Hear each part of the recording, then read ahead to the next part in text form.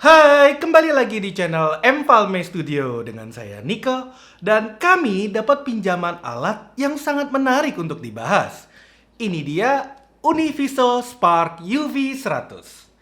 Alat ini merupakan mobile encoder yang katanya dapat membuka akses kita untuk melakukan kegiatan live streaming secara mobile.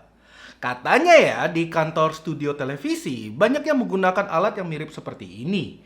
Khususnya para wartawan yang berada di lapangan untuk di acara siaran berita secara live. Penasaran tentang alat ini? Yuk, mari kita review.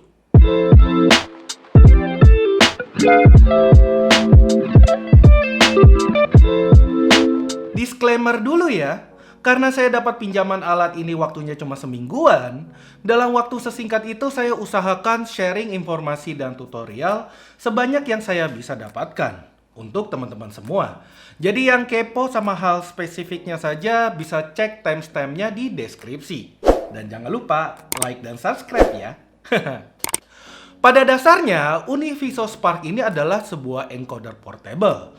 Karena ini adalah sebuah encoder, berarti alat ini tuh bisa mengirimkan inputan video kita ke sebuah cloud. Nanti dari cloud itu akan mengirimkan ke platform-platform streaming yang kita tuju seperti YouTube, Facebook, TikTok, dan lain-lain. Kalau kita lihat ya, permukaan bodi alatnya ini, bagian tengahnya itu bodinya terbuat dari metal. Bagian atas dan bawahnya nih masih berbahan plastik dan masing-masing ujungnya itu terdapat 4 lingkaran kecil yang terbuat dari karet. Ini tuh tampaknya agar tidak gampang licin ketika berdirikan alatnya di atas meja. Kemudian di bagian plastiknya ini tuh terdapat tekstur grid. Nah, tekstur grid ini tuh sekaligus sebagai tempat lubang ventilasi udaranya. Univiso Spark UV100 ini memiliki ukuran dimensi lebar 10,5 cm, tinggi 16,8 cm, dan tebalnya 4,3 cm. Untuk berat bobotnya itu di 650 gram. Jika kita lihat dari tampak depan, terdapat layar LCD berukuran 3 inci dan tulisan Univiso di bagian bawahnya. Kemudian di samping kanannya, dari paling atas itu ada mic intercom, lalu di bawahnya ada port SDI 3G, dan port HDMI 1.4. Ini untuk inputan ya. Lalu ada port HDMI 1.4 lagi untuk loop out. Kemudian 2 port USB, terakhir port RJ45 LAN. Kemudian di samping kirinya ini dari paling atas itu terdapat tombol power. Lalu ada 2 port USB. Kemudian ada 2 lubang SIM card tray yang jika kita buka, isinya masing-masing bisa taruh 2 buah kartu nano SIM. Lalu ada 1 port micro USB, port kontrol, dan terakhir untuk port DC power 15 volt. Pada bagian belakangnya, di bagian atas, terdapat lampu indikator baterai.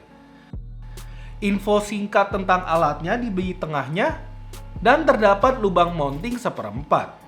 Fitur-fitur yang dihadirkan oleh Univiso Spark UV100 ini, jika saya cek di websitenya, itu terdapat 15 fitur yang dituliskan. Pertama, ada up to 9 network connection. Berarti encoder ini tuh bisa menerima jaringan internet paling banyak sampai 9 jaringan. Nah, itu dari mana tuh jaringannya? Nah, jaringannya itu ada dari Wi-Fi dan dari port LAN RJ45. Kemudian ada 4 kartu SIM card yang bisa dimasukkan ke dalam SIM tray di sini.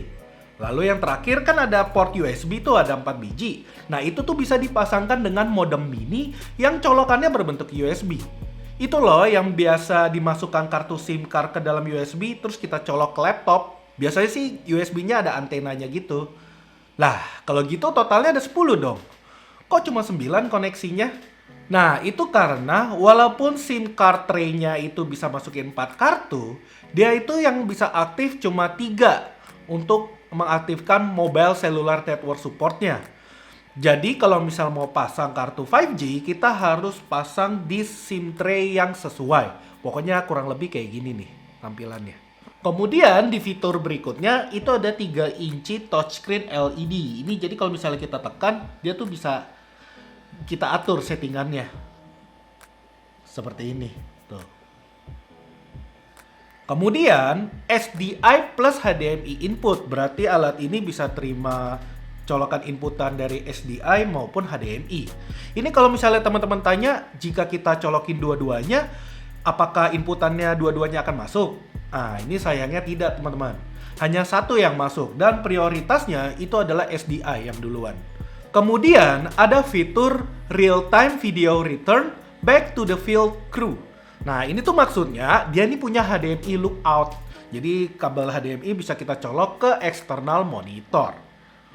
Kemudian ada fitur Tele Voice IP for more efficient communication. Ini berarti maksudnya bisa disambungkan dengan intercom juga kalau misalnya teman-teman punya alat intercom. Lalu ada fitur bonding server with up to 4 SDI outputs plus up to 4 simultaneous IP streams per encoder. Ini tuh berarti dalam satu alat ini bisa bonding servernya katanya ya bisa kirim 4 outputnya melalui SDI. Dan bisa live ke 4 akun berbeda bersamaan di platform live streaming. Kemudian ada 2-hour built-in battery with support for external batteries. Jadi Univiso Spark ini kenapa ukurannya lumayan gede ya tebelnya?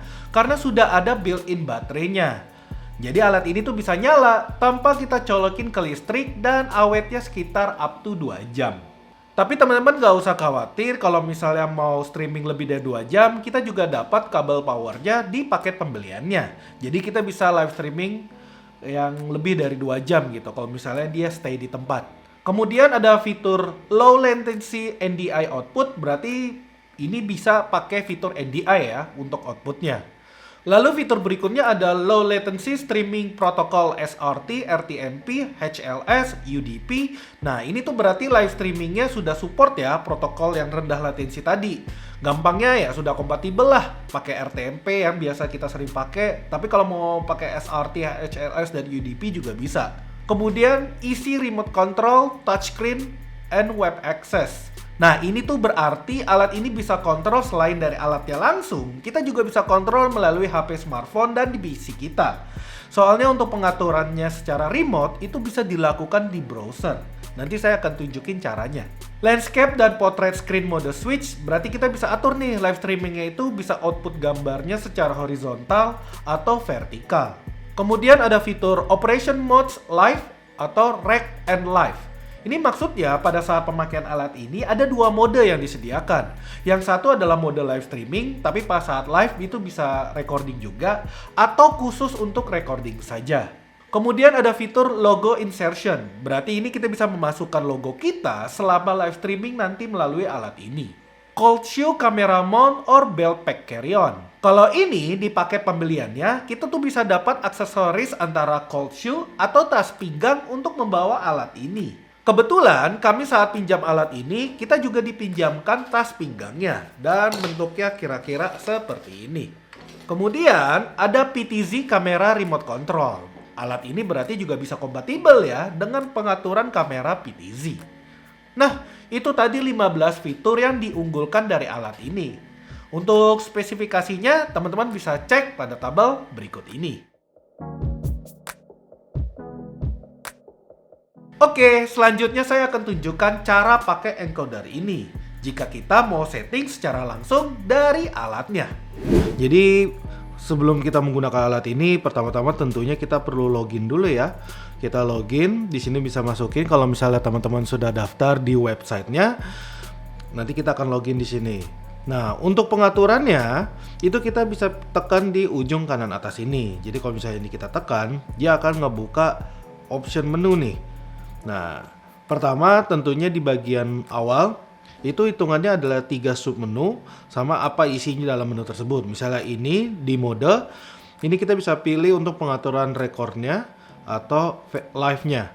Seperti itu. Jadi ini mau digunakan modenya untuk apa? Apakah cukup dalam recording saja atau live streaming?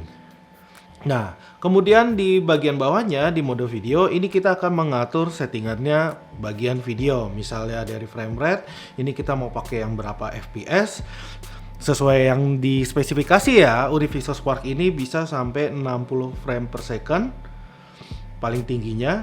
dan resolusinya itu paling tinggi di Full HD, yaitu di 1920 kali 1080 seperti itu. Nah, terus untuk rotasi ini adalah clockwise-nya, mau di 90 derajat atau 180 derajat atau 270 derajat. Nah, terus kodek.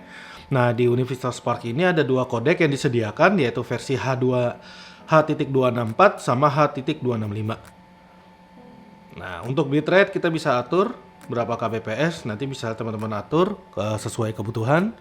Misalnya ini contoh di 4000 kbps, tapi kalau misalnya mau ganti juga bisa. Ini bisa kita hapus. Ini kita tab misalnya di 5000 fps. Seperti itu, udah. Nanti kalau sudah selesai, nah bitrate mode-nya kita disediakan ada dua, yaitu CBR (constant bitrate) sama FBR ya.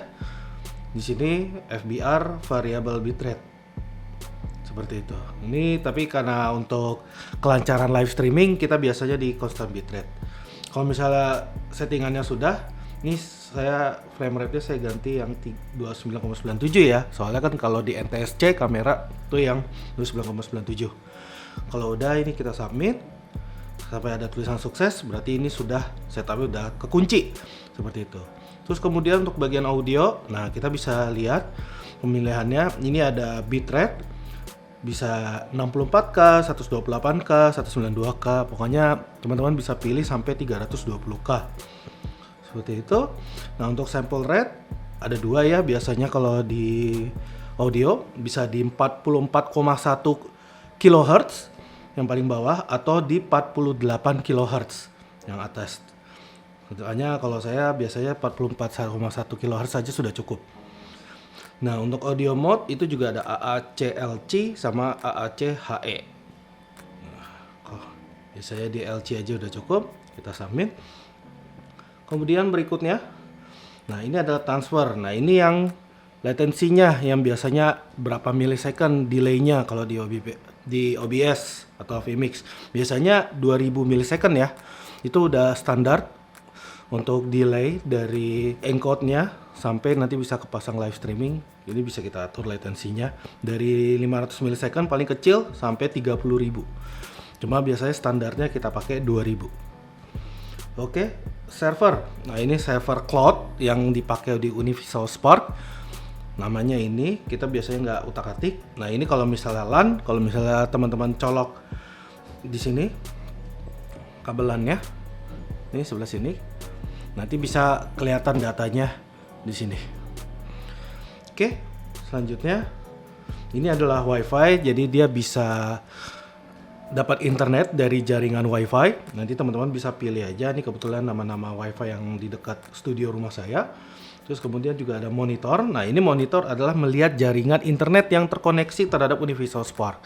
Kan teman-teman udah tahu deh dari segi spesifikasi Universal Spark ini tuh mampu sampai bonding 9 jaringan internet maksimalnya ya, up to-nya gitu. Cuma kali ini saya cuma pasang 2 SIM card. Jadi bisa kelihatan nih card 1 sama card 2 sama-sama 4G. Ini dari Telkomsel saya gitu. Nanti kalau misalnya ada WiFi nanti ini bisa nyala. Kalau misalnya ada pakai kabel LAN nanti sebelah sini juga nyala. Seperti itu. Oke.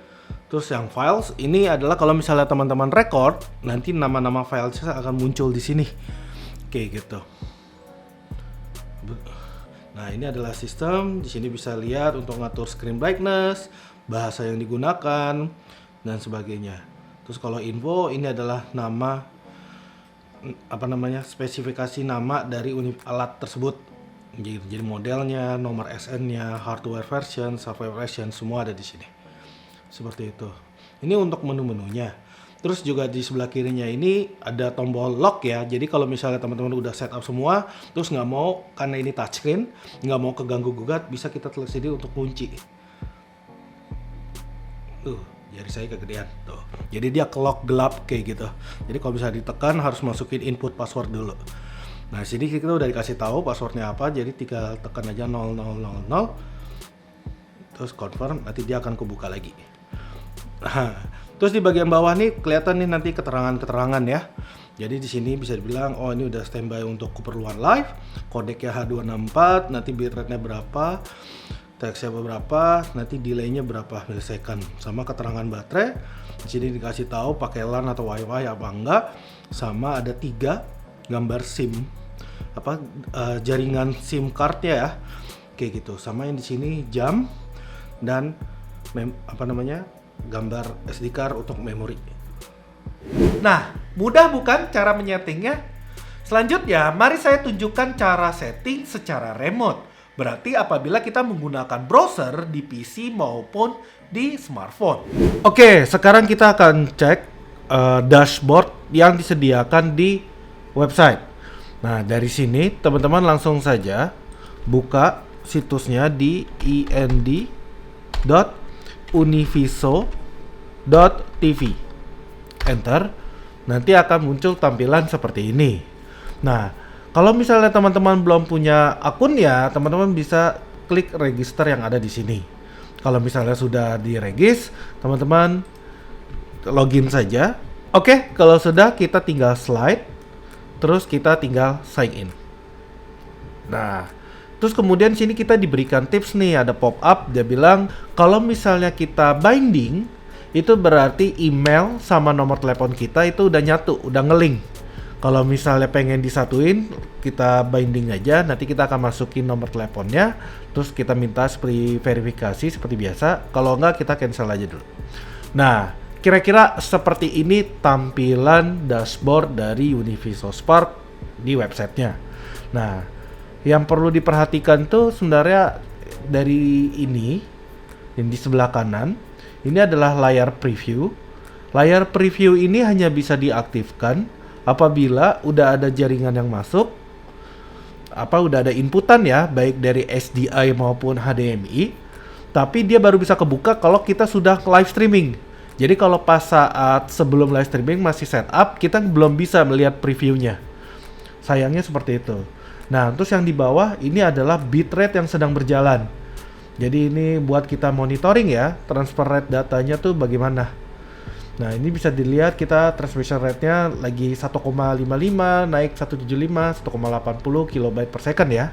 Dan ini jaringan internetnya benar-benar diambil dari yang di bawah sini nih keterangannya. Kalau ini kan bisa kelihatan ya, kalau ini WiFi, nanti ini ada LAN. Saya sedang menggunakan SIM card ya, providernya ini Telkomsel. Jadi saya pakai 4G, ada di sini. Seperti itu. Nah, kemudian ini di bagian tengahnya. Di bagian tengahnya ini itu sebenarnya kita bisa atur bitrate sama delay itu di sini. Nah, cuma kalau mau lebih detail ada 3 option menu nih di sebelah sini. Ini buat recording, ini buat ngatur settingan, sama ini untuk detail. Kalau recording nanti misalnya teman-teman saat live streaming, kita juga bisa sambil merekord. Soalnya di Univiso ini kita dikasih built-in ya, ada built-in memory atau built-in storage itu sebesar 59,46 GB, sekitar 60 GB lah kita disediakan di sini. Nah, jadi kalau misalnya kita mau record saat live streaming, jadi setelah ini klik start live, nanti kita bisa klik start untuk recording bersamaan. Nah, untuk pengaturannya kita bisa ke bagian setting di sebelah sini. Nah, di sini bisa kelihatan device parameternya, misalnya namanya mau dikasih apa, alat ini terserah teman-teman bisa atur. Untuk encoding algoritmanya ada pilihan mau pakai H264 atau H265 seperti itu. Ini untuk work mode-nya. Nah, ini diberitahu kita mau pakai buat apa nih, buat live streaming broadcast atau lossless record.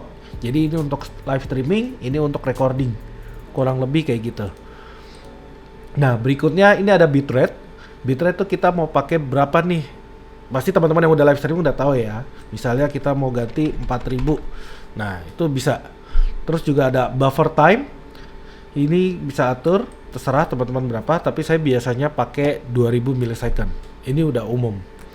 Kemudian untuk di stream modenya, kita udah dikasih 2 pilihan, yaitu constant bitrate atau variable bitrate. Ya, seperti itu. Oke, terus kemudian untuk berikutnya ini ada audio dan video setting. Nah, video kita bisa lihat untuk frame rate-nya. Kita mau pakai di berapa FPS nih. Jadi kalau misalnya kita buka, dia itu mampu up to 60 FPS. Ya. Dan video resolusinya di sini kebetulan up to hanya di Full HD 1920 kali 1080. Seperti itu.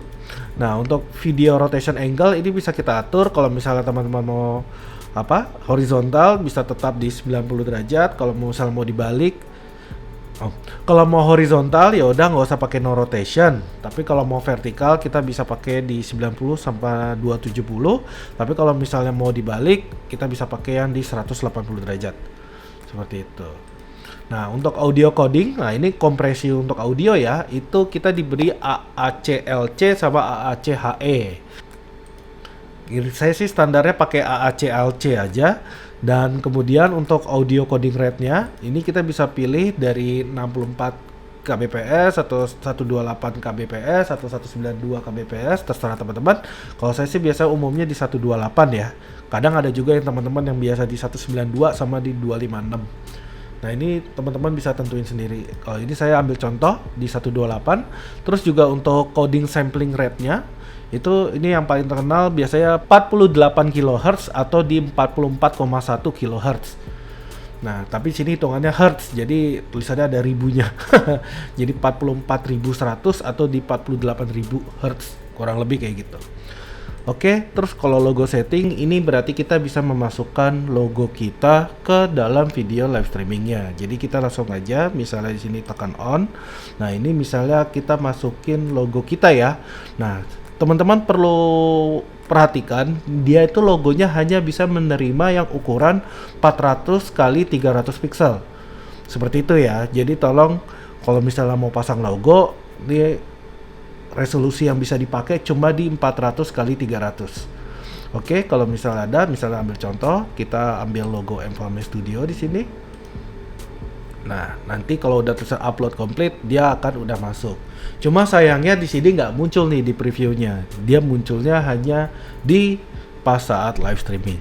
Nah, tapi kalau misalnya teman-teman ingin taruh di mana nih logonya, ini ada kotak putih nih. Ini kalau misalnya kita klik, kita bisa drag mau taruh logonya ada di mana. Misalnya di kanan atas, kiri bawah, kanan bawah, atau berada di tengah-tengah. Pokoknya terserah teman-teman mau taruh di mana.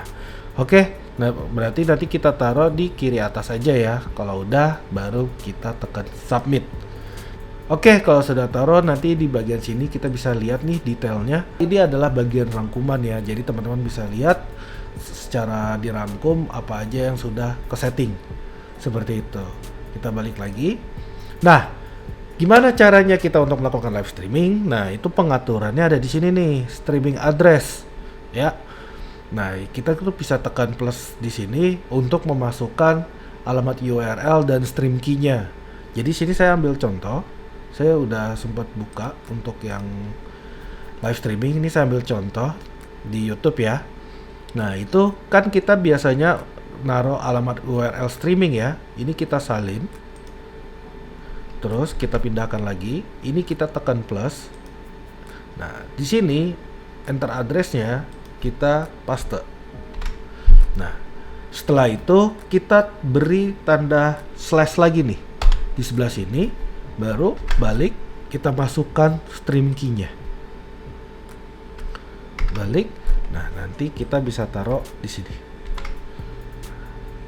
Kalau sudah, kita tekan confirm. Oke, nanti di sini akan keluar streaming address-nya. Kalau misalnya teman-teman ingin lebih dari satu platform, nggak cuma di satu YouTube aja, bisa kita tambahin lagi nanti. Di sini mau masukin channel YouTube lain, atau misalnya mau masukin Facebook lain, akun Facebook, itu juga bisa. TikTok, itu juga bisa. Seperti itu ya. Oke. Nah, terus ke bawah ini ada full flow address. Nah, full flow address ini fungsinya adalah jadi inputan yang masuk ke Univiso itu kan akan dikirim ke cloud. Kalau misalnya teman-teman ingin lempar ke encoder lain yang bukan dari Univiso, itu bisa. Jadi kita nyalakan aja mau lewat mode RTMP atau HLS. Nanti kalau sudah nyalain nih, kayak misalnya ini saya udah nyalakan, terus kita klik copy. Nah, nanti teman-teman dapat alamat RTMP lagi atau alamat dari Univiso. Nanti alamat ini bisa kita kirim ke encoder yang lain. Seperti itu. Oke. Nah, itu untuk settingan live streamingnya. Kita coba ya. Oke, kalau misalnya semua sudah di setup, kita akan coba nyalain ya live streamingnya. Hanya supaya jaringan internetnya kuat, ini saya tambahkan lagi WiFi. Jadi saya nyalakan untuk WiFi ruangan studio saya. Nah itu nanti kalau misalnya udah, kita tinggal langsung saja tekan Start Live seperti ini. Nah nanti di sini live name-nya terserah, teman-teman boleh ganti atau mau pakai angka ini juga nggak apa-apa. Kita klik confirm saja. Nah, nanti kalau sudah berarti internetnya sudah jalan. Tuh, bitrate-nya udah naik ya sampai 1400, 1600. Tuh. Di sini udah kelihatan secara monitoring, dan kalau misalnya udah, kita bisa preview gambar kita di sini. Kalau kita tekan, tuh nanti akan muncul. Hai, ini adalah contoh previewnya ya. Seperti itu. Nah, mari kita lihat di YouTube-nya. Nah, kalau di YouTube-nya juga udah kebuka ya. Jadi di sini sudah masuk nih. Seperti itu. Oke deh, teman-teman. Jadi kurang lebih kayak gini cara streaming menggunakan Univiso. Ya, seperti itu. Nah, kalau misalnya nih teman-teman mau live streaming, terus habis itu mau sambil record. Nah, itu tinggal tekan saja di bagian sini. Kita klik, nanti dia akan jalan untuk recordingnya. Nah, recordingnya ini semua ngikutin ini ya, ikutin settingan parameter saat live streaming kayak gitu, bitrate berapa dan sebagainya, itu semua diikutin dari settingan live streamingnya. Seperti itu.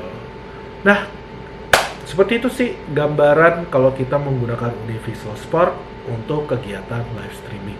Nah, logonya juga udah kelihatan ya di sebelah sini ya. Sebelah sini logonya juga udah nongol. Seperti itu. Oke, setelah live streaming selesai, ini saya udah tekan lagi untuk matiin ya. Tuh udah kelihatan ya dia mati. Nah, untuk recording yang tadi kita bisa cek di bagian media. Tuh, hasilnya ada di sini. Nah, nanti ini tuh bisa kita atur mau kita lihat detailnya berapa megabyte. Terus habis itu kalau ini mau hapus, kalau ini misalnya mau download, kalau misalnya teman-teman mau pindahin ke komputer teman-teman kayak gitu.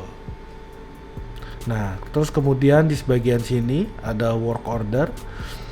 Nah, work order ini maksudnya adalah feedback. Jadi Univiso ini akan menerima feedback dari usernya. Misalnya kalau teman-teman lagi ada masalah, itu antara register atau device-nya bermasalah pada saat live video atau on demand atau pas saat live streaming, itu bisa kita pintain komplain lah, istilahnya kita bisa tulis komplain di sini dan semoga bisa segera dibaca oleh Univiso-nya. Seperti itu. Untuk work order ya. Nah, kemudian kalau untuk log di sini adalah list kapan alat ini digunakan. Misalnya pakai akunnya siapa atau nanti dipakai oleh akun lain juga bisa kebaca di sini. Kalau untuk detail ini kayak rangkuman aja. Listnya dijadiin satu. Kayak gitu. Nah, tadi yang recordingnya udah selesai ya, di sebelah sini. Jadi filenya bisa kita buka. Nah, ini adalah contoh hasil recording dari videonya. Seperti itu. Oke, itu dia tadi initial review saya ya terhadap Univiso Spark UV100 ini. Yang kepo sama harga dan contoh pengetesan live streamingnya, bisa cek pada link di kolom deskripsi ya. Nanti kalau teman-teman ada pertanyaan, langsung saja tulis di kolom komentar di bawah. Terima kasih ya yang sudah menonton sampai sini. Niko undur diri dan sampai ketemu lagi di video berikutnya. Bye-bye.